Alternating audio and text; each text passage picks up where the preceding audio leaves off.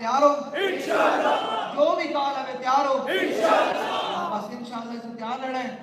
لوگوں کو پیغام جانا ہے کہ انشاءاللہ ہوں وقت آ گیا، مطلب سچی دس رہے ہیں ان کی حیثیت اس طرح کی بڑھتی جا رہی کہ انشاءاللہ ملک اگر ہوں الیکشن نہیں ہونے انقلاب کی زندگی حضور الیکشن بڑے کرا لیں بڑے بہتر الیکشن اور انشاءاللہ ایک بات رکنا ہے اسلام آباد پر بعد ہر شہر پلٹ دے بدلے پارلیمنٹ چھپ دے دین کا جناب جھنڈا گاڑ دے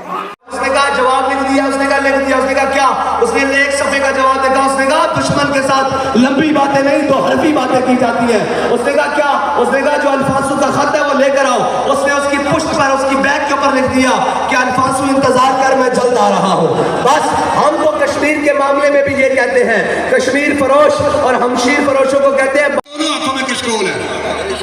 اور پوری کائنات میں تو ہم مانگتے پھرتے ہو، اور ملک پاکستان نہ نون لیگ کے لیے بنا ہے نہ پی ٹی آئی کے لیے